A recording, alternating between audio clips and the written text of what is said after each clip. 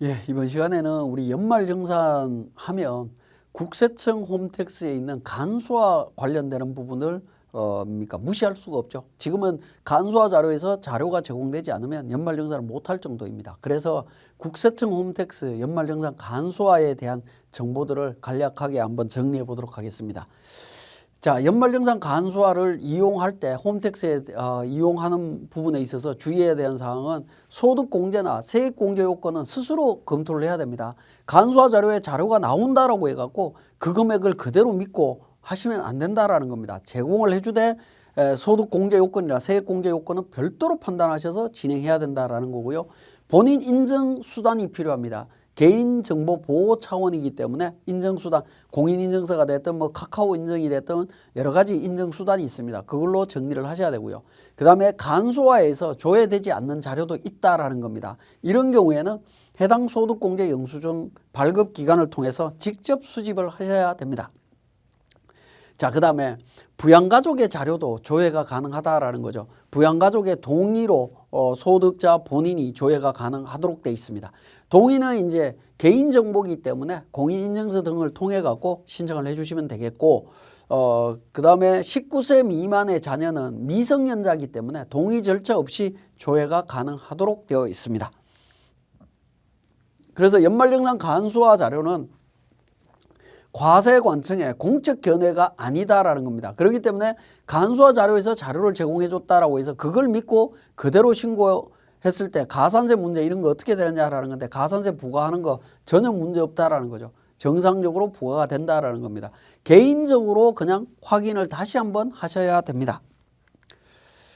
자, 소득공제자가 별도로 공제 요건 등을 파악해서 적용해야 된다라는 걸 이야기하고 있고요.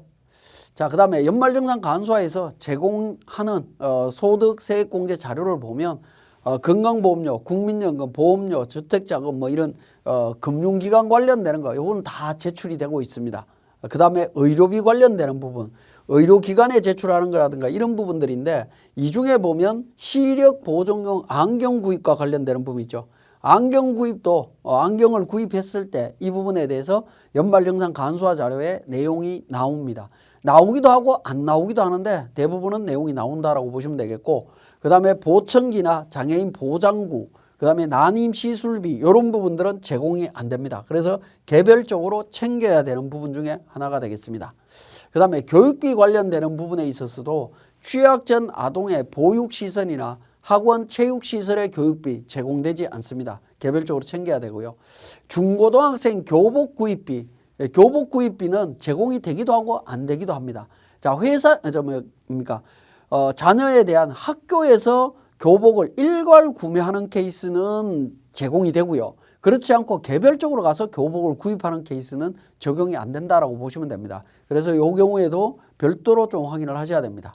그 다음에 학자금 대출 상환액에 대한 교육비 납입 증명서 이것도 자동으로 제출이 되고 있습니다.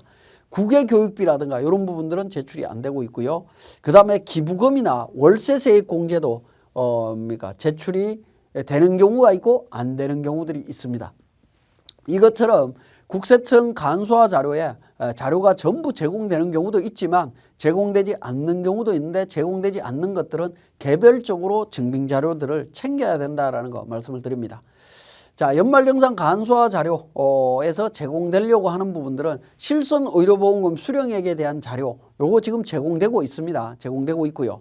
그 다음에 국세청이 안경점 명단을 카드사 등을 통해서 안경 구입비 명세를 카드사 등으로부터 직접 수령한 자료를 제공을 해주고 있습니다. 뭐 100%는 아니겠지만 안경 구입할 때 현금으로 구매한 경우에는 적용이 안 될 겁니다. 이거는 뭐 확인서를 받아와야 되는 거고요. 카드로 결제하거나 했으면 가능하다라고 보시면 됩니다. 그 다음에 월세 내역을 전산으로 관리하는 LH 등 공공임대주택 사업자로부터 월세액 자료는 자동으로 제공이 됩니다. 그렇지 않고 이제 민간인 경우에는 제공이 안 된다라고 보셔야 되겠죠. 개별적으로 챙겨야 되는 부분으로 이해를 하시면 되겠습니다. 자, 부양가족 소득공제 자료 제공 동의 신청과 관련해서 보면 국세청 홈택스에 들어가면 장려금, 연말정산, 전자기부금이라고 하는 쪽에 들어가서 내용을 찾게 되면 연말정산 부양가족 자료 제공 동의 신청이라고 하는 부분이 있습니다. 이 부분은 실제 연말정산 간소화 시점에 들어가 보면 화면이 바뀌어 있을 수도 있습니다. 제가 강의하는 시점에서는 이런 화면으로 구성이 되어 있었고 본인 인증 신청이라든가 미성년자, 온라인 팩스, 세무서 방문으로 해서 여러 가지로 그러니까 동의 신청을 받을 수 있도록 만들어져 있습니다. 자, 세액 공제 자료 조회 및 출력과 관련되는 부분이 되겠는데 연말정산 간소화 자료에 보면 그러니까 귀속 연도가 있고요. 그 다음에 월 표시가 이렇게 있습니다. 1월 달부터 12월 달까지 관련되는 부분이 있는데 이 부분을 주의를 하셔야 됩니다. 그래서 근무한 기간 동안만 적용을 해주시면 돼요. 1월 달부터 12월 달까지 계속 근로소득이 있었다면 12달치를 전부 다 체크를 하시면 되는 거고 예를 들어서 1월 달부터 6월 달까지는 백수로 있다가 7월 달부터 근무 시작했다라고 하면 7월부터 12월 달 것까지만 조회를 하셔야 돼요. 그 부분을 좀 주의를 하셔야 됩니다. 많은 직원분들이 간소화 자료에서 자료를 뽑을 때 중도 입사자라든가 이런 경우에 자기 근무 기간하고 상관없이 1년치를 전부 다 출력하는 경우들이 있는데 그렇게 출력하면 연말정산이 정확하게 이루어질 수가 없다라는 겁니다. 좀 주의를 해 주시고 각종 공제 항목이 쭉 내용이 나와 있고요. 그 밑에 이제 공제 항목별로 내용의 세부 내용들이 좀 더 자세히 나오고 있습니다. 자, 이 부분을 우리 이제 파일로 PDF 파일로 내려받아서 회사에다 제출을 하면 회사에서는 그 PDF 파일과 회사에서 쓰는 프로그램하고 연동해서 연말정산을 진행을 합니다. 자, 그런 과정을 거치기도 하고요. 요즘은 이제 회사에서 우리 회사 직원의 연말정산 대상자 명단을 국세청으로 보내고 그러니까 근로자 본인이 국세청에 들어가서 서류를 쭉 정리해서 회사로 제출하면 그 명단과 연결해 갖고 회사로 국세청 홈택스에서 회사로 직접 가는 방향도 그러니까 진행이 되고 있다라고 보시면 될 것 같습니다.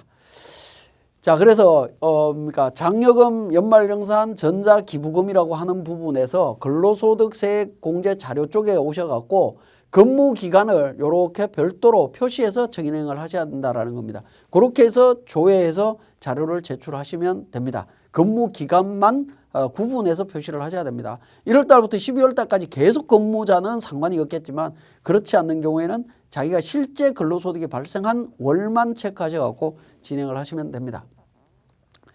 자, 그리고 이제 자료를 다 진행을 하고 나면 내려받기라는 기능을 통해 갖고 내려받게 되는데 이때 이제 PDF 파일로 변환해서 하시면 되는데 직원들이 내려받을 때 이게 개인정보다 보니까 비밀번호를 거는 경우들이 있는데 비밀번호를 설정을 해버리면 회사에서 적용하기가 되게 힘들어집니다. 그러니까 비밀번호를 설정하지 않고 그대로 내려받아서 제출을 하는 방향으로 진행하시면 됩니다.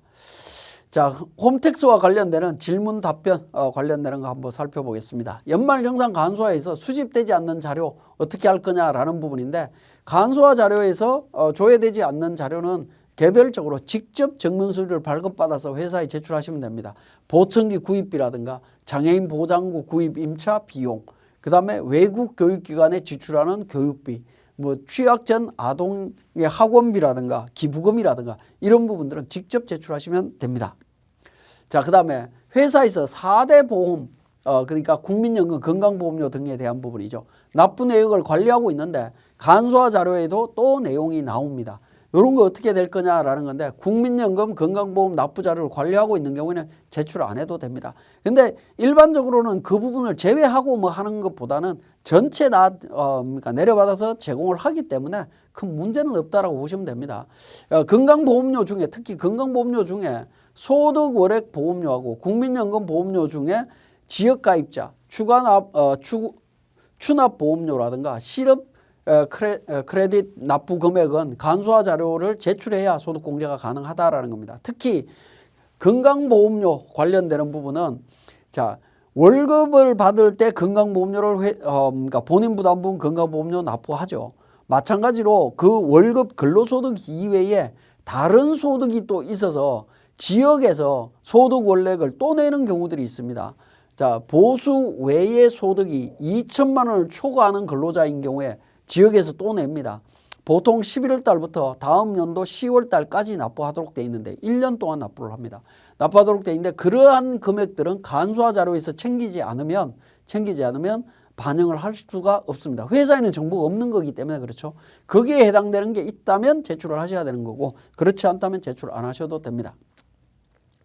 연말정산간소화에서 모든 교복 구입비가 조회가 되느냐라는 부분인데 학교에서 공동으로 구매하는 경우 또는 교복 전문점에서 신용카드 등으로 구매하는 경우 이런 경우에만 가능합니다. 그렇지 않는 경우에는 불가능하다라는 거죠. 그죠? 신용카드가 아니라 현금으로 구매하고 현금 영수증도 발급 안 받았다.